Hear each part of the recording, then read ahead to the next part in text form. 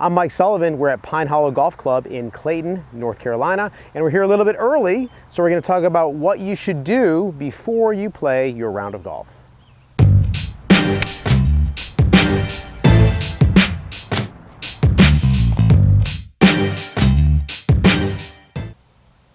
So the whole idea about the pre-round routine is I want to be able to have a process that I'm going to go through that's going to help me feel really comfortable in the first tee. I don't want to take 3 or 4 holes to warm up. I want to get on that first tee, and if it's a birdie hole, I want to be able to go ahead and try to make a birdie. So first thing is short putting. And what I've got is just 2 clubs laying on the ground as sticks, and they're going to help me with alignment, and they're going to help me with seeing the line to the hole. So as I look here, I know that my putter face is perpendicular to these 2 sticks, so it's aligned properly. And I can just roll my ball down my line. It's really, you know, for me, when I get on the golf course every once in a while, I'm a little bit not so confident about my alignment, and this really helps me get confidence in it. So I know when I set up here that I'm aligned just a little bit right of center. Ooh, it snuck in there. And if I hit it firmly, just a little bit right of center, I'm going to be able to knock that ball in the hole.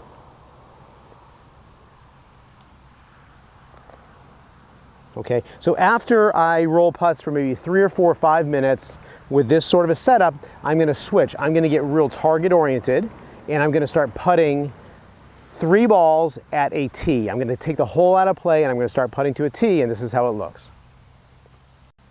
So here's my putting to a tee procedure, and what I'm going to do is, rather than putting to a hole, I'm putting to a golf tee.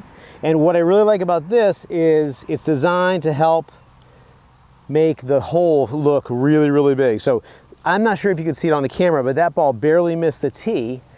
It didn't hit the tee, but I know that it would have hit the hole. So it's really tough actually to hit a putt so bad that you miss the tee by like this much. So I really like doing this because it makes the hole just look really, really big when I get out there on the golf course. Good. And what I'm going to do is I'm going to putt 3 balls from 4 different directions. So I'll putt kind of north, south, east, west at this. And I'll work on this for, you know, a good 10 minutes. Just these short putts, just knocking them in. And this is just great to give you confidence so that when you get out there on the golf course, that hole just, it really looks big. You know you can make it. You know you've been making them all day. So that just barely missed the tee, but it would have gone in. And then to save you from looking at my backside, I'm going to go over this way. And I would do this from 4 directions. And I would just keep going around and around and around. 3 footers, maybe 4 feet at the most. Just knocking right off of that tee. Should have lined that up better. Then 1 more. So after we've done our alignment aid and our stroke aid, and we've done these putts to the tee, so we know we're going to make the 3 footers. So if we know we're going to make every 3 footer, now we're going to face some long putts out there sometimes, so we need to make sure that we can get within 3 feet, and that's where our lag putting drill comes in. So now what I want to do is I really want a good feel for the speed of the greens, and I'm going to do some lag putting. And the way I'm going to do this is I'm going to start off, I'm going to putt for at least 5 solid minutes, where when I'm stroking my putts, I'm going to be looking at the hole, not the ball. And because it may be hard for you to see the hole, I put a head cover down there near the hole I'm going to be practicing at. So I'm just going to continue to roll balls, getting a feel for speed, but I want to be target oriented, so I'm going to keep my eyes on the target, not on the ball.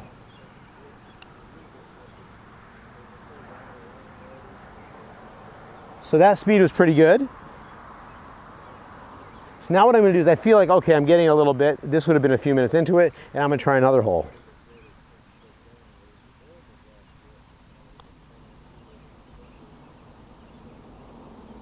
Oh, a little bit short. I'm going to hit that one again. That was much firmer. Okay, and then what I'm going to do is I'm going to continue rolling balls for at least 5 minutes, and all I'm going to do is I'm going to look at the target where I'm going to be hitting these putts. So now I've got a feel for the speed of the greens pretty well, at least while I'm target oriented looking at the target. So now what I'm going to do is I'm going to alternate. I'm going to look at the hole for one putt and then I'm going to look at the ball for the next putt.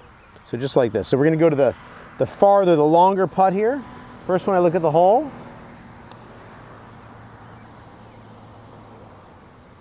Teeny bit to the right, but pretty good speed. And on this one I'm going to be looking down at the ball. This is the way that I'm going to putt on the golf course, by the way.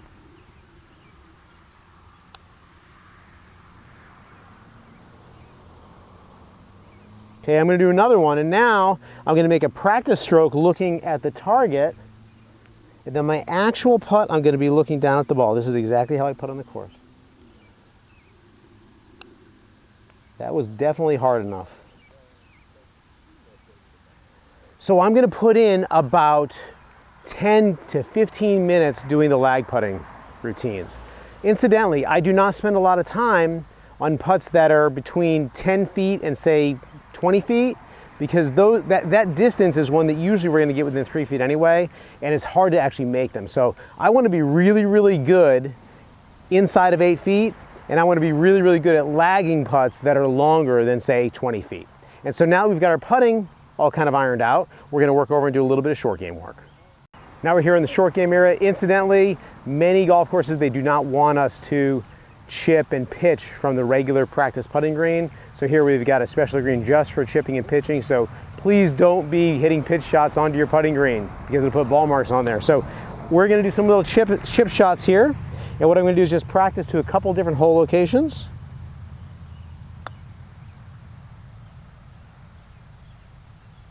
There we go. That one will work, right? Maybe it's a little closer one. So what I want to do is I want to get a feel for how things are going to react to these different little chip shots.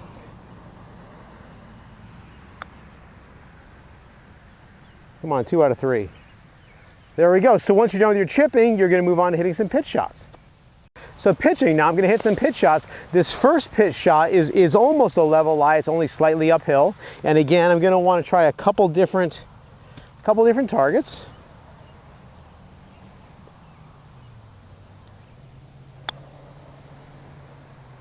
Oh, and by the way, I'm not trying to figure out my technique, learning how to hit a shot. I'm just trying to get a feel for my game for the day.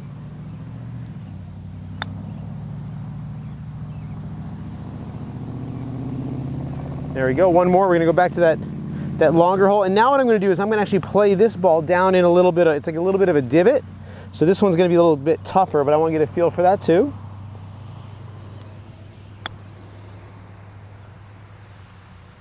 Get right a little bit. So those are my fairly flat pitches, and now I'm going to hit a couple pitches from some uphill lies here. These will probably be a little bit higher. And also what I'll do is, I'm not going to go through it right now, I'm using just my 56-degree wedge. When you practice these shots, go ahead and try the same exact shot with a more lofted club as well, maybe with your 60-degree wedge as well. So we've got our chipping out of the way, our pitching out of the way, and I put a good 5 or 10 minutes into this and then go over to the practice bunker. Every golf course is going to have bunker sand consistency that's going to be a little bit different from one golf course to the next. So I really like to make sure when I do get on the course, and if and when I end up in a bunker, I feel really comfortable with hitting bunker shots in that golf course. So I'm going to be hitting some shots and just kind of test the surface here. And again, I want to play shorter shots as well as longer shots. So I'm going to go ahead and try for the longer one here, because it's going to be easier going that further hole right there.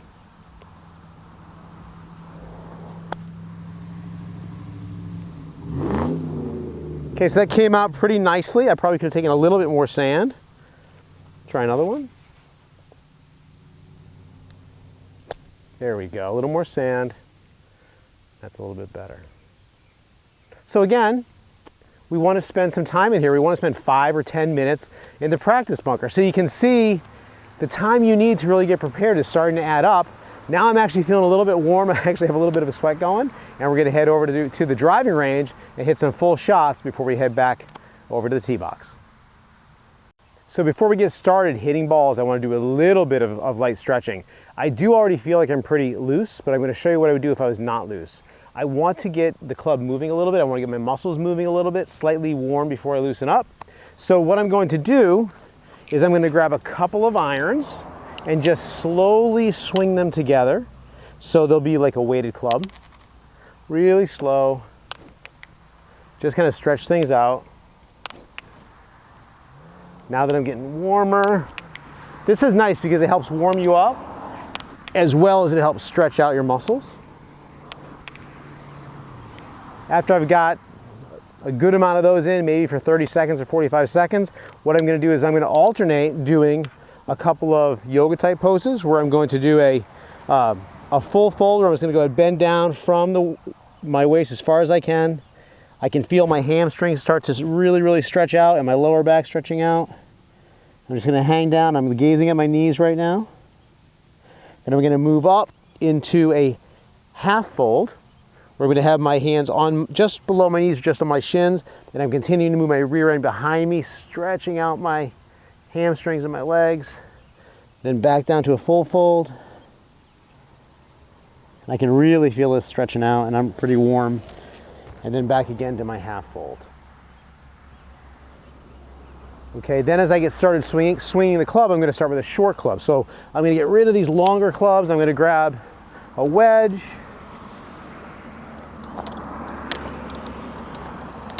And what I really recommend is I like to hit just about every club in the bag, but I don't really want to put that many swings in. So I'll use every other club. So I'm starting off here with a 56-degree sand wedge. So I'm going to start with the 56-degree wedge, and then I'm going to work my way up to hitting longer clubs. I'll use my 56, then I'm going to go to a slightly longer club. I'll go to my pitching wedge because I'll be skipping the gap wedge. Then after my pitching wedge, I'll go to my 8-iron, 6-iron, and so on. So we're just going to make some nice light little swings here.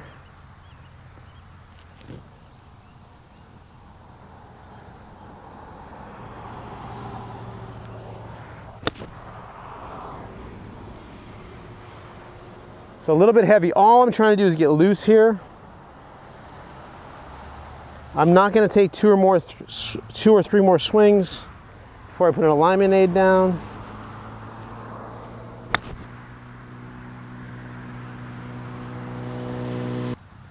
So now I'm working my way up a little bit. I've moved to my pitching wedge. Now I want to make sure my alignment feels good. So I'm going to get behind my target line here. And what I'll do is I'm not going to concern myself with picking out a specific target out there. I'm going to try to make sure I have a handle on where this stick is pointing, and my target line will be wherever the ball is that is on a line parallel to this stick on the ground. So I'm going to take a quick look over here. There's a couple of guy wires out there with some yellow vinyl on the bottom of them. I'm going to be going just a little bit to the right of those. That's my line, just warming up.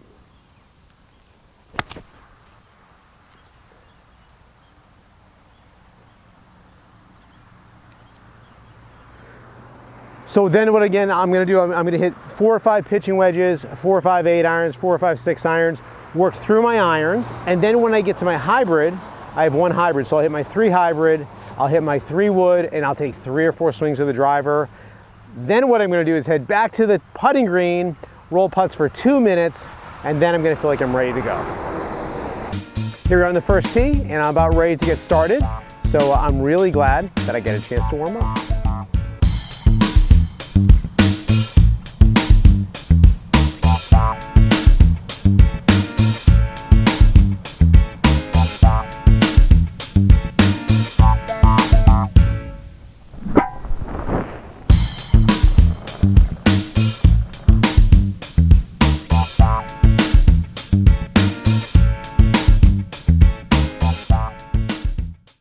If you like this video, go ahead and give us a thumbs up for a like. And if you subscribe to our channel, you'll be notified by email each time that we produce a new instructional video. Talking about the slice. Stop